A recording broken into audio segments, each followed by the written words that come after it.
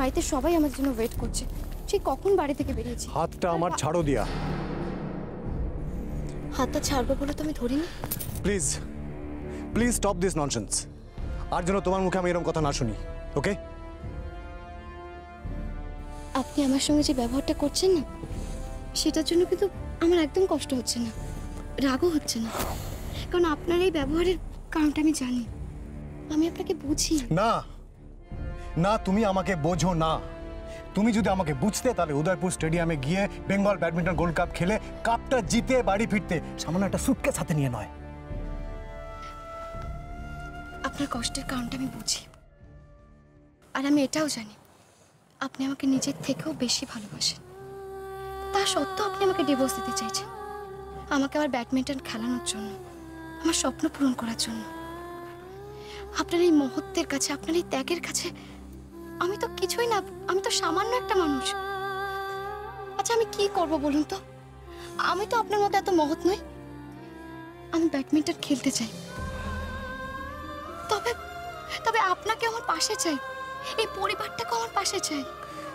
দিয়া, একের পর এক দিন চলে যাচ্ছে, সময় কেটে যাচ্ছে, তোমার কিন্তু ব্যাডমিন্টন খেলার সময় কমে আসছে, মনে রেখো সেটা।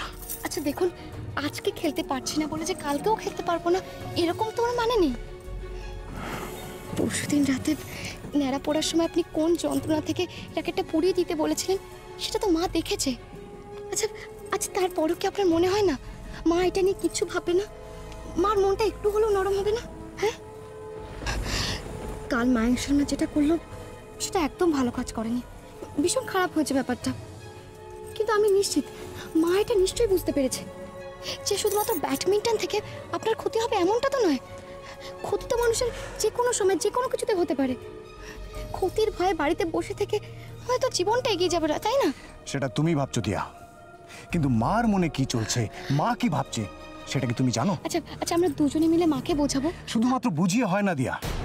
এই যে তুমি আমাকে বারবার বোঝানোর চেষ্টা করছো যে আমি যাতে ডিভোর্সটা উইথড্র করে নিই।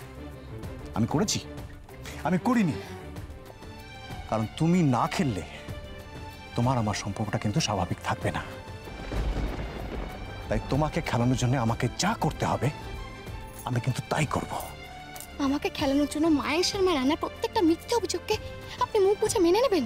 হ্যাঁ, আচ্ছা আচ্ছা, আপনার কি এটা মনে হয় যে আমি খেলতে ভুলে গেছি, আমার মধ্যে খেলার সব প্যাশন নষ্ট হয়ে গেছে, আমি খেলার স্পিরিট হারিয়ে ফেলেছি, আমি রান্নাঘর নিয়ে পড়ে আছি? না, রান্নাঘরে গিয়ে আমি যখন খুন্তি হাতে নিই তখন মনে হয় আমি খুন্তি হাতে নিইনি, আমি ব্যাডমিন্টন র্যাকেট হাতে নিয়েছি। দেখুন দেখুন, আমি কথা দিচ্ছি, আমি মাকে বুঝিয়ে মায়ের থেকে খেলার পারমিশন ঠিক আদায় করে নেব। আমি আবার ব্যাডমিন্টন কোর্টে নামবো, আবার খেলবো, আর আপনি হবেন আমার কোচ। দেখুন দেখুন, ভোর হয়ে এসেছে, আপনি কাল রাত থেকে কিচ্ছু খাননি। চলুন এবার বাড়ি ফিরে চলুন, একটু কিছু খেয়ে রেস্ট নেবেন। চলুন, আমি গাড়ির দিকে এগোলাম। তুমি যে স্বপ্নটা দেখছো সেটা যদি সত্যি হয় খুব ভালো, আর যদি না হয় তাহলে তোমাকে খেলানোর জন্য তোমার দুঃস্বপ্নটাকে সত্যি করতে হবে দিয়া।